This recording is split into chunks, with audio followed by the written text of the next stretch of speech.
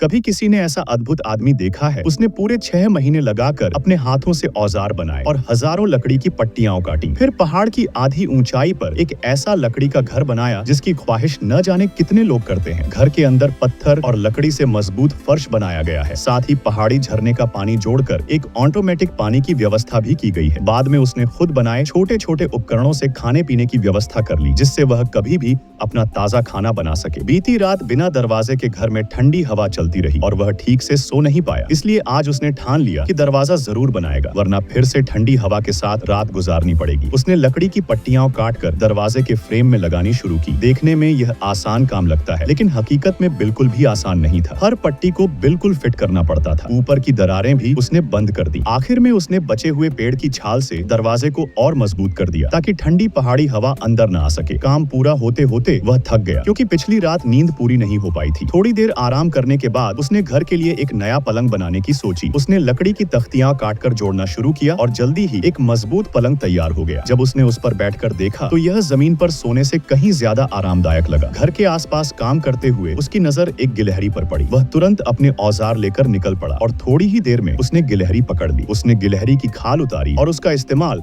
रस्सी के साथ मिलाकर उपयोगी चीजें बनाने में करने की योजना बनाई। यह दुकान से खरीदी चीजों से भी बेहतर साबित हुई। वहीं पास में उसे जमीन पर गिरे एक बड़े गोल लकड़ी के ठूंठ पर नजर पड़ी। यह कई साल पुराना था और बाहर से बिल्कुल चिकना दिख रहा था। उसने सोचा इसे घर ले जाकर मेज बना देगा। बड़ी मशक्कत से उसने उसे घसीट कर घर तक पहुंचा दिया। पास में पड़े कुछ छोटे लकड़ी के ठूंठों को भी उसने उठाया और उन्हें टेबल के पैर की तरह इस्तेमाल कर लिया। अब उसके घर में एक बढ़िया लकड़ी की मेज भी तैयार हो गई। घर का अंदरूनी हिस्सा अभी भी खाली लग रहा था, इसलिए उसने सोचा कि एक और चीज बना ले। उसने दर्जनों लकड़ी की पतली टहनियां जमीन में गाड़कर गोल आकार का ढांचा बनाया और उसमें लकड़ी के डंडे कसकर फिट कर दिए। इसके बाद उसने एक मोटे बांस को लाकर उसे कई हिस्सों में काटा और छीलकर चिकना कर दिया। इसमें पूरा दिन लग गया। फिर उसने बांस की पट्टियां बनाकर उन्हें जोड़ दिया और एक मजबूत ढांचा तैयार कर लिया। उस पर अपनी हाथ से बुनी हुई बांस की चटाई बिछा दी। अब उसका घर पूरी तरह से सुसज्जित हो गया। बस एक ही परेशानी थी, पानी लाना बहुत मुश्किल था। रोज पहाड़ से पानी लाते लाते उसके जूतों की तली भी घिस गई थी। तभी उसने सोचा कि घर के पास ही पानी का बड़ा लकड़ी का नाला बना ले। उसने एक मोटा लकड़ी का लट्ठा उठाया और कुल्हाड़ी से काटकर उसमें गहरी नाली बनाने लगा, ताकि उसमें से पानी बह सके।